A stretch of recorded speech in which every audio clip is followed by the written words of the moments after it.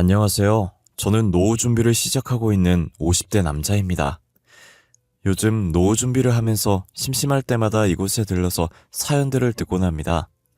저는 화나는 사연을 별로 안 좋아하기에 슬픈 사연이나 행복한 사연들만 찾아 들었었어요. 하지만 이번엔 제가 기가 막힌 일을 경험하게 되면서 다른 사람들도 그런가 싶어서 화나는 사연을 한번 들어봤는데 제 이야기도 여기에 올라오는 사연이랑 만만치 않을 것 같아서 이렇게 글을 쓰게 되었어요. 저희 며느리는 매달마다 이달의 보호망을 놓친 적 없을 만큼 유능한 보험 설계사입니다. 발이 안 보일 정도로 이리저리 뛰어다니며 영업을 하니 그럴 수밖에요. 아들이 상견례 때부터 어찌나 며느리 자랑을 하던지 귀에 딱지 않을 정도였어요.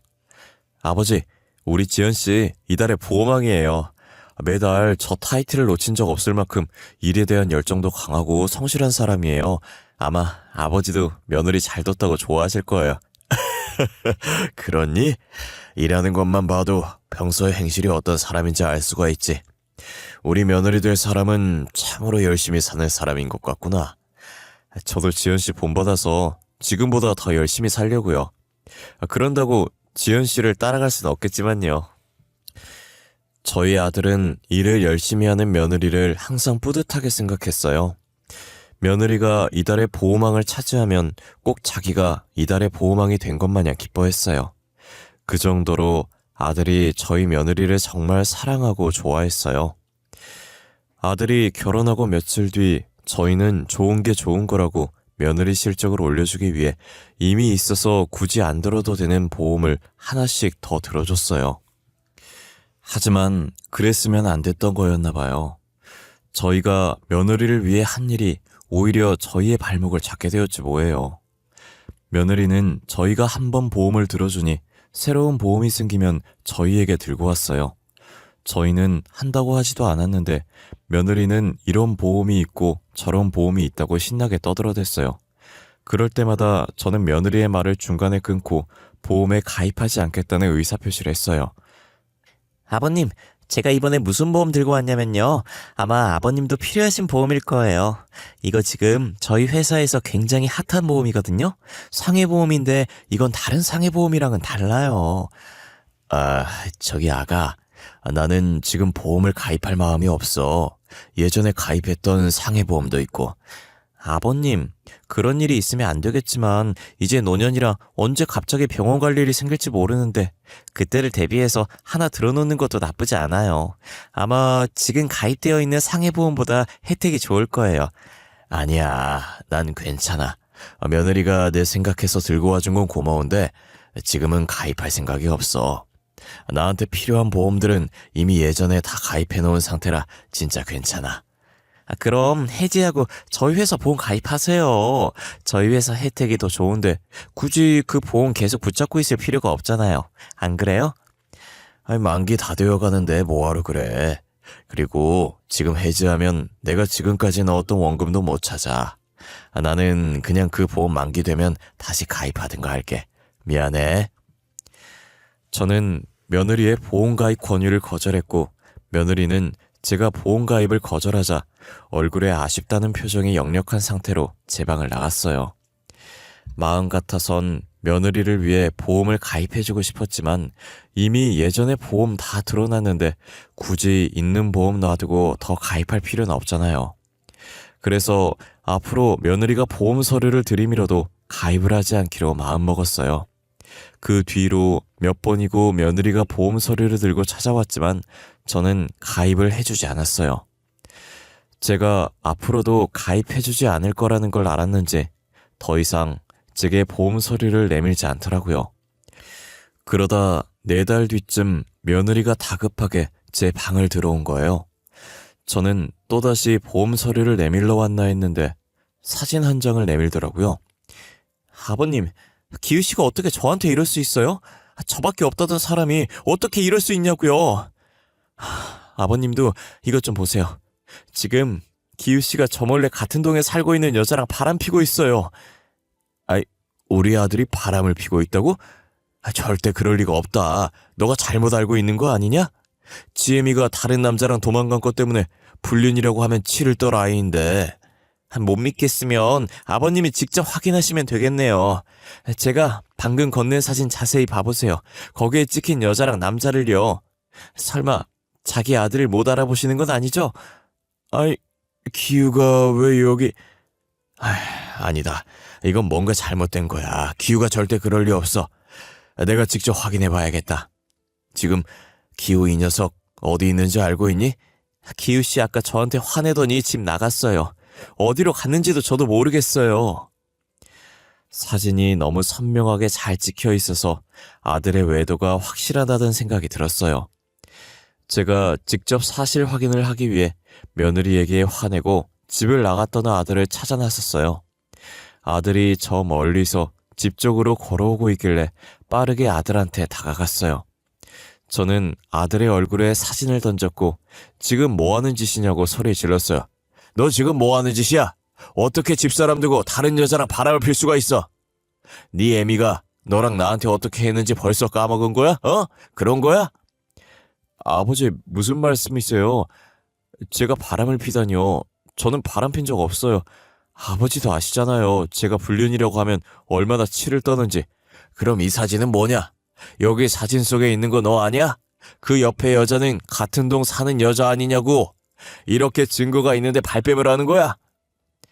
그거 그놈의 보호망인지 뭔지 집사람이 계속 영업하러 다닌다고 며칠 동안 집에 들어오지 않길래 외로워서 아는 사람 아무나 만나고 다닌 거였어요. 그 중에 한 명일 뿐이고요. 절대 그런 관계 생각하고 만난 거 아니에요. 그게 정말이야? 진짜 이 여자랑은 아무 관계 아닌 거지? 그냥 친한 사람일 뿐인 거지? 그렇다니까요. 아버지도 아실 거 아니에요.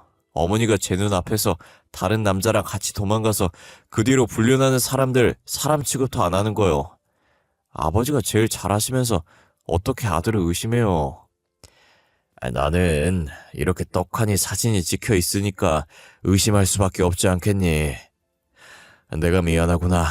또다시 아픈 과거만 들춘 것 같구나. 집사람이 계속 저한테 보험 추천하면서 가입하라고 하는데 제가 싫다고 소리 좀 질렀더니 그새 아버지한테 달려가서 홧김에 그렇게 말한 것 같네요. 집사람도 제가 불륜 아닌 거 알아요. 불륜이 아니라니 다행이구나. 될 수 있으면 여자랑은 단둘이 놀지 마. 괜히 오해 살라. 며느리가 집에 안 들어오는 거 나도 몇 번 보긴 했다만 그래도 여자랑 단둘이 노는 건 좀 아니지 않니? 알겠어요. 그리고 그때도 단둘이 논 거 아니었고 다른 사람들과 같이 놀기로 했는데 저희 둘이 먼저 도착해서 잠시 둘만 있었던 것 뿐이에요. 다시는 이런 오해 안 만들게요. 저도 며느리가 집에 안 들어오는 것을 직접 보기도 했고 며느리 직업이 직업이니만큼 충분히 그럴 수 있다고 생각이 들었어요. 보험이 실적으로 먹고 사는 건데 실적이 안 좋으면 스트레스 받고 그 불똥이 괜히 아들한테 튄 것 같아요. 솔직히 만만하고 편한 게 자신의 배우자밖에 없잖아요. 그렇다고 고객들이나 직원들한테 화낼 수도 없는 노릇이니까요. 저는 괜한 소리 나오지 않게 조심하라고 아들에게 단단히 일렀어요. 아들은 워낙 말을 잘 듣는 착한 자식이었기 때문에 또 제게 이런 소리가 들어갈까 친구를 만나는 것도 조심하는 것 같았어요. 그 뒤로 며느리와 아들이 겉보기에는 다시 잘 지내는 것 같아 보였어요.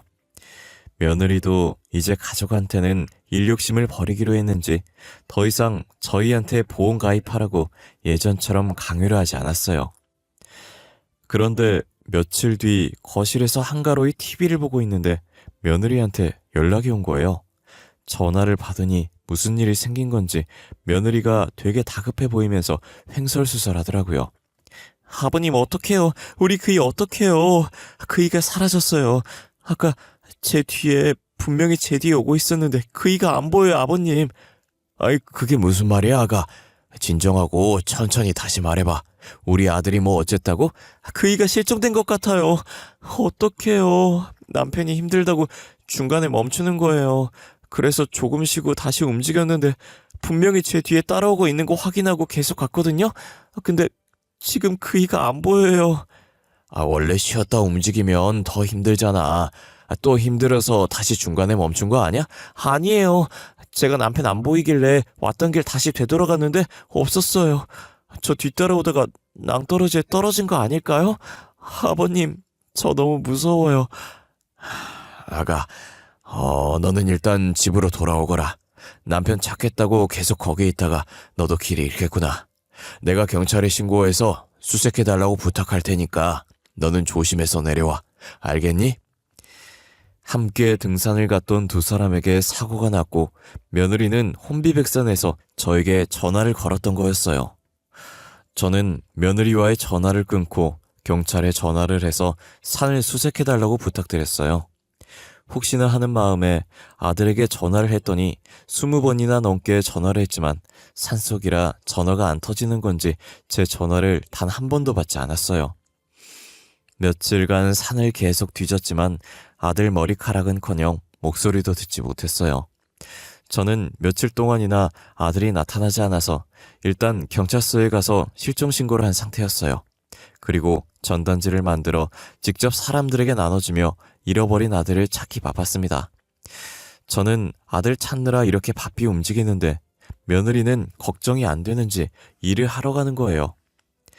남편이 실종된 사람이 맞는지도 의심스러울 정도로 정말 아무렇지도 않아 보이더라고요. 어떻게 남편이 실종됐는데 찾을 생각은 안 하고 일을 하러 가는지 이해할 수가 없었어요. 아가, 너는 남편이 실종됐는데 살았는지 죽었는지 걱정도 안 되니? 남편 찾으려는 생각도 안 하고 어떻게 이 상황에 일을 하러 가니? 아버님, 저희도 먹고 살아야 할 거 아니에요. 경찰들이 산 수색해주고 있다면서요. 남편을 찾는 건 경찰의 일이에요. 어차피 저희가 나선다고 해서 바로 남편이 나타나는 게 아니잖아요. 아니, 사람이 어떻게 그렇게 매정할 수가 있냐? 너 원래 그런 사람이었어? 네, 저 원래 이런 사람이에요. 모르셨어요? 일밖에 모르는 사람인 거 알고 계셨잖아요. 저는 만약 제가 내일 죽는다고 해도 일하다가 죽을 거예요. 그러니까 저한테 뭐라 하지 마세요. 며느리는 제 말에 화가 났는지 침대 위에 있던 가방을 낚아채더니 그대로 집을 나가더라고요. 어떻게 사람이 저렇게까지 매정할 수 있는지 저는 사람을 봐도 한참 잘못 봤다며 주저앉아 가슴을 치면서 한탄했어요. 그리고 그날 며느리는 또 영업을 하러 갔는지 집에 들어오지 않았어요. 저는 일어나자마자 며느리가 집에 들어오지 않았다는 것을 확인하고 한숨을 쉬면서 아들을 찾아 나섰어요. 여전히 아들을 찾지 못했고 봤다는 사람도 발견하지 못해서 허탈한 마음으로 다시 집으로 들어왔어요. 힘없이 걸으며 집으로 들어왔고 며느리가 집에 왔는지 현관문 앞에 신발이 벗어져 있더라고요. 며느리는 제가 들어온 것도 모르고 안방에서 친구와 통화가 한창이었어요. 저는 웃고 있는 며느리에게 정이 떨어졌고 목소리도 듣기 싫어서 바로 방으로 들어가려고 했는데 며느리의 통화 내용이 제 발목을 붙잡더라고요. 진작에 보험 많이 들어놓을 걸 그랬어. 하기 싫다고 해도 억지로 가입하라고 할 걸. 언젠가 이런 일이 생길 줄 알고 내가 미리 보험 많이 들어놓으라고 했었는데 진짜 아깝다. 아유, 그러게 확실하게 밀어붙이지 그랬냐. 보험안 깨서 그래도 남편이라고 마음이 약해지셨어? 다른 사람이었으면 어떻게든 건수 따낼 거라고 보험 가입시켰을 거면서 왜 그랬대? 몰라. 근데 진짜 아깝다. 만약에 그 보험 다 들어놨어 봐. 보험금이 도대체 얼마야? 아마 연예인들이 사는 아파트 살 수 있었을걸?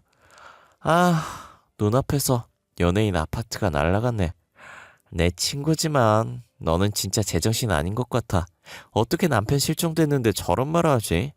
진짜 대단하다, 대단해. 근데 아직 남편 못 찾았어? 지금 거의 2주째 아냐? 몰라. 관심 없어. 죽었든 살았든 얼마가 됐든 내 알 바야. 안 그래도 남편 찾겠다고 영감탱이가 열심히 돌아다니던데 찾을 수나 있을란가 모르겠다. 저는 아직 아들이 죽지도 않았는데 벌써부터 죽었다고 생각하고 저렇게 보험금 얘기를 하는 며느리를 이해할 수 없었어요. 아무리 일에 미쳤다지만 어떻게 사람의 생사가 갈린 일인데 보험 더 들어놓을 걸 그랬다는 둥, 보험금이 눈앞에 날아갔다는 둥 저런 말을 내뱉을 수 있는 걸까요? 저는 꼭 아들이 죽기를 바라는 것 같은 며느리를 용서할 수가 없었어요. 그래서 방으로 들어와 며느리를 신고하기 위해 조용히 경찰에게 전화를 걸었어요. 여보세요? 거기 경찰서죠? 다름이 아니라 며느리가 일부러 저희 아들을 산에서 밀친 것 같아서 신고를 하려고 전화했는데요. 아, 그러세요? 혹시 증거는 있으세요? 증거도 없이 저희가 무작정 출동할 수가 없어요. 증거는 없는데 증거 없으면 신고가 안 되나요? 신고받았다고 해서 증거도 없이 무턱대고 체포하면 저희도 곤란해졌어요. 확실한 증거가 있어야 출동이 가능합니다. 저는 며느리의 통화 내용을 듣기만 했지 녹음을 한 게 아니라서 며느리가 보험금을 노리고 일부러 제 아들에게 해코지했다는 증거가 없었어요. 그래서 경찰에 신고도 제대로 하지 못한 채 전화를 끊을 수밖에 없었어요. 저는 아들이 실종된 게 며느리의 짓이라는 확신이 가득 찼지만 증거가 없으니 함부로 며느리에게 뭐라고 할 수가 없었습니다. 그렇게 혼자 소가리를 하며 꿋꿋하게 아들을 찾아 헤맸어요. 전단지를 뿌려도 보고 방송 뒤에 실종된 사람 찾는 광고도 넣어봤지만 무용지물이었어요. 2주가 넘어가는데도 누구 하나 아들을 봤다는 연락이 없었거든요. 그러다 잠시 친구를 만나러 옆 동네에 갔는데 사람들이 행사라도 하는지 둥그렇게 둘러싸고 있더라고요. 사람이 많아서 멀리서 살짝 발을 들어봤는데 누군가 쓰러져 있고 사람들은 쓰러진 사람을 향해 손가락을 하고 있는 거예요. 저는 도대체 무슨 일인가 싶어서 사람들 무리에 껴서 비집고 들어갔어요. 어쩌다 보니 사람들한테 휩쓸려서 내 앞자리까지 오게 됐고 쓰러진 사람의 얼굴을 보게 됐어요. 쓰러져서 사람들의 손가락을 받고 있는 사람은 다름 아닌 저희 며느리였어요. 이게 무슨 일인가 싶어서 상황을 살피고 있는데 사방에서 들려오는 소리에 충격을 받았어요. 아니, 글쎄 저 여자가 우리 동네 부잣집 도련님 꼬시려고 했다면서? 도련님이 콧대가 얼마나 높은 분인데 겁도 없이 찝쩍거렸다나? 그러니까 말이야, 누구랑 동거하고 있었다면서? 윗동네 치킨집 사장님 아들이었나? 그럼 양다리 걸치려고 하다가 들킨 건가? 딱 마침 저기 오시네. 야, 저 사장님 기름통 들고 온 거야? 몸에서 기름 냄새 빼려면 좀 걸리겠다. 그지? 근데 윗동네 치킨집 사장님뿐만이 아닌 것 같아. 저기 이씨 아저씨도 소금 들고 오는 거 봐. 이씨 아저씨 아들도 건드렸나 보네. 나는 김 사장님 아들이랑도 만나고 있는 거 본 거 같은데? 저 봐라 저 봐. 김 사장님도 양반도 못됐다. 밀가루 들고 나타나셨네. 오늘 치킨은 저 여자가 되겠어. 아이, 도대체 몇 사람을 건든 거야? 능력도 좋아. 알고 보니 며느리는 옆 동네 유명한 부잣집 도련이 한번 꼬셔보려다가 실패한 것 같았어요. 하필 부잣집 도련님이 윗동네 치킨집 사장님 아들과 친한 사이였고 자신의 친구가 며느리와 살림까지 차린 걸 알고 있었는데 며느리는 도련님이 알고 있는 것도 모르고 들이댄 거예요. 도련님은 자신의 친구를 두고 자기한테 들이대는 며느리의 코를 납작하게 해주고 싶어서 동네 사람들 모아놓고 저 여자가 살림 차린 사람도 있으면서 자신을 꼬시려고 했다며 소리를 지르더군요.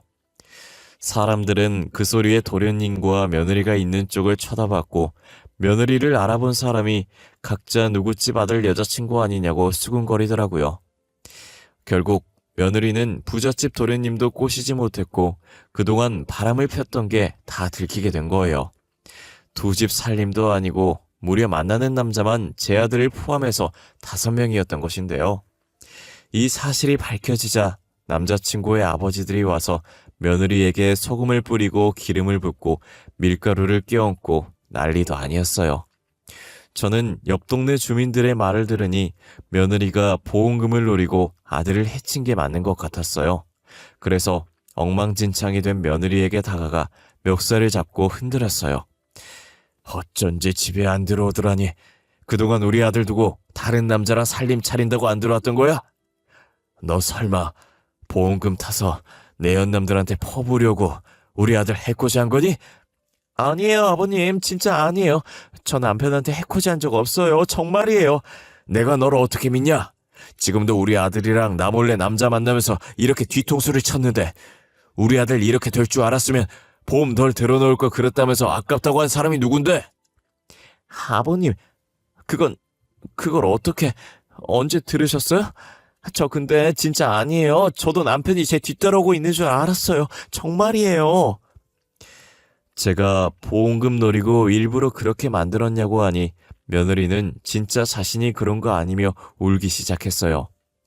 아무리 물어도 자신이 그러지 않았다는 대답만 해서 멱살을 잡고 있던 손으로 며느리를 내팽개쳤어요. 사람들은 남편도 있었냐며 웅성거리기 바빴고 저는 사람들이 뭐라고 떠들든 귀에 들어오지 않았어요. 저는 친구를 만나려고 했던 것도 있고 그대로 집으로 돌아왔어요. 집에 돌아와 곧장 아들의 서재로 가서 아들의 책상 앞에 앉았고 아직도 아들을 찾지 못했다는 해탈감과 며느리가 바람을 피고 다녔다는 충격에 머리를 책상에 박고 있었어요. 한참을 그러고 있었는데 갑자기 제 휴대폰이 울리는 거예요. 모르는 번호였는데 혹시나 아들 발견했다는 전화일까봐 허겁지겁 받았어요. 전화를 받으니 수화기 너머로 거의 3주 만에 듣는 아들의 목소리가 흘러나왔어요. 여보세요? 아버지? 아버지, 저 기우예요. 3주 만에 아버지 목소리 듣네요. 기우가 누구? 기우? 우리 아들 기우? 기우야? 너 진짜 기우 맞는 거야? 너 지금 도대체 어디 있는 거야? 그동안 연락도 없이 어디로 갑자기 사라진 거야? 저 지금 병원에서 치료받고 있어요. 휴대폰 잃어버려서 그동안 연락 못 드렸어요. 지금은 움직일 수 있어서 병원에 있던 전화기 빌려서 연락드린 거고요. 너 지금 어디야? 어느 병원이야? 내가 당장 그리로 가마. 금방 갈 테니까 조금만 기다려. 알겠지? 저는 직접 두 눈으로 아들이 살아있다는 걸 확인하고 싶어서 아들이 말해준 병원으로 달려갔어요. 간만에 본 아들은 못 본 사이에 살이 조금 빠져있더라고요. 산에서 많이 다친 건지 3주나 지났는데도 여전히 한쪽 다리와 팔에 깁스를 하고 있었어요. 아이, 도대체 얼마나 많이 다쳤길래 아직 깁스를 하고 있는 거야? 어쩌다 그렇게 된 거야? 며느리 말로는 너가 자기 뒤에 따라오고 있다가 갑자기 사라졌다던데. 걔가 그래요? 제가 갑자기 사라졌다고? 저 걔 옆에서 같이 가고 있다가 발 헛디뎌서 낭떠러지로 굴러떨어졌어요. 그런데 걔는 분명히 저를 보고도 신고해주긴커녕 못 본 척하고 제 갈 길 갔어요. 아니, 뭐? 아니, 무슨 그런 정신 나간 기집애를 봤나? 사람이 낭떠러지에 떨어졌는데 신고도 안 하고 그냥 지 혼자서 갔다고? 그래놓고 나한테는 네가 갑자기 사라진 척 연기하고. 알고 보니 며느리가 보험금을 노리고 일부러 아들은 해코지 한 건 아닌데 아들이 등산을 하다가 실수로 발을 헛디뎌서 굴러떨어졌고 며느리는 그걸 봤음에도 못 본 척하고 자기 갈 길을 간 것이었어요. 그리고서는 뻔뻔하게 한참이 지나 다급한 척 저에게 전화를 한 거죠. 아들은 운이 좋게 지나가는 사람이 발견해서 신고해준 덕분에 구조가 됐다고 하더라고요. 그래도 그때 사람이 지나가서 다행이었지 그 사람 아니었으면 저 진즉에 죽었을 거예요. 그러게 진짜 하늘이 도왔어. 그분께 너무 감사하네. 연락처라도 받지 그랬어. 연락처 알았으면 내가 연락해서 따로 살해라도 했을 텐데. 그럴 정신이 어디 있어요. 살겠다고 발버둥 치기 바빴는데. 그리고 굴러 떨어질 때 휴대폰도 잃어버려서 연락처 받을 만한 게 없었어요. 다리가 이제 움직일 수 있어서 아버지한테도 좀 전에 연락했구만. 이 나쁜 기집애. 너 떨어지는 거 뻔히 봐놓고 아무렇지 않게 일하러 가? 내 생각엔 아마 보험금 노리고 일부러 너 안 구해준 것 같아. 아빠도 그 생각했어요? 저도 걔가 그냥 쌩하니 가는데 보험금 받으려고 저러는구나 싶었다니까요. 사실 얼마 전에 그 기집애가 친구랑 통화하는 걸 들었거든. 네 걱정은 안 하고 보험 더 들어놓을 걸 그랬다고 아깝다면서 그러고 있지 뭐냐. 만약 진짜 그런 거면 저 진짜 가만두지 않을 거예요. 지옥까지 쫓아가서 저주할 거예요. 그리고 아까 우연히 친구 만나러 갔다가 들은 건데 며느리가 너 몰래 바람을 폈더라고. 어마무시하던데 만나고 있던 남자가 너 포함 5명이었어. 그중에 살림 차린 남자도 있더라니까. 걔 진짜 미친 거 아니에요? 저 도저히 못 참겠어요. 아버지, 저 이혼할게요. 아니, 이혼 소송 걸 거예요. 증거 없죠? 혹시 그 사람들을 증인으로 세우면 안 되나? 상간남으로 소송당할 텐데 증인으로 서주겠어? 아님 동네 주민 아무나한테 증인 좀 해달라고 할까? 제가 듣고 본 사실들을 전부 말해주었고 아들은 제게 들은 것들과 자신을 못 들은 척하고 간 것에 대한 배신감에 며느리에게 이혼 소송을 걸겠다고 다짐했어요. 저는 아들의 이혼 소송을 위해 증인으로 설 수 있는 주민을 찾기 시작했어요. 처음 만나기로 했던 친구가 혹시나 그 자리에 있었을까 싶어서 물어봤더니 역시나 친구도 저를 만나러 나오면서 그 장면을 봤다고 하더라고요. 야, 주만아, 혹시 오늘 오전에 너네 동네 난리던데 너도 그거 봤냐? 봤지. 네 만나러 가는데 사람들이 모여있는 거요. 아니 무슨 행사 하나 싶어서 잠깐 봤는디 난리가 나버렸더라고. 너도 봤었어. 그래서 오늘 너한테 연락 없어도 별말 안 했잖아. 그래서 말인데 혹시 괜찮으면 우리 아들 이혼하는데 증인 좀 살 수 있나? 요즘은 이혼하는데도 증인이 필요하냐? 그냥 사주 후에 뵙겠습니다 하고 끝나는 거 아니야? 그건 합의 이혼했을 때 아닌가? 우리는 이혼 소송하는 거라 증인 필요해. 진술서만 써주면 되는데 어떻게 안 되겠어? 내가 이렇게 부탁할게. 부탁까지야. 그냥 하나 써주면 되는 거지. 돈이 드는 것도 아닌데 뭐. 내 친구 아들 일인데 내가 이런 것도 하나 못 써줄까? 내가 내일 오전까지 니네 집으로 가져다 줄게.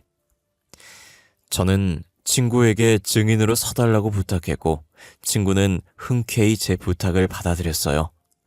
친구는 그날 봤던 것들은 증인 진술서에 빠짐없이 적어주었고 저는 그 진술서를 증거로 제출하라고 아들에게 건네주었어요. 아들은 제가 준 증인 진술서로 며느리에게 이혼 소송을 걸었고 승소를 할 수 있었어요. 며느리에게 막대한 위자료를 받았고 상간남들도 소송을 걸어 상간남들에게도 위자료를 받아냈어요. 이달의 보호망이라고 잘 나가던 전 며느리는 희대의 불륜녀라고 소문이 나서 회사 이미지 나빠질까봐 해고를 당했고 전 며느리에게 보험을 가입했던 사람들은 줄줄이 해지하기 바빴어요. 덕분에 회사의 손실이 커졌고 회사는 전 며느리를 상대로 고소를 했다더라고요. 매달 이달의 보호망을 차지할 만큼 많이 가입했었는데 이번에 해지한 보험도 어마무시할 것 같아요. 저는 그 고소가 어떻게 진행되고 있는지 어디까지 진행이 됐는지 정확히는 잘 몰라요. 저도 전 며느리가 해준 보험 해지하러 갔다가 직원들끼리 하는 얘기를 주워 들은 거라 고소당했다는 것까지만 들었거든요. 아마도 며느리 때문에 입은 손해이니 며느리가 회사에 손해배상을 해줘야 하지 않을까 싶네요. 과연 그런 돈이 있을지는 모르겠지만요. 제 이야기는 여기까지입니다. 이런 글을 처음 써보는 거라 다소 두서없을 수도 있는데 끝까지 들어주셔서 정말 감사합니다. 모든 사람이 전 며느리 같지 않겠지만 간혹 저런 사람들이 한두 명씩 존재하곤 해요. 여러분들은 부디 사람을 잘 보고 판단하시오. 저희 부자와 같은 경험을 하지 않길 바랄게요. 늘 건강하시고 행복한 날들만 가득하시길 바라겠습니다.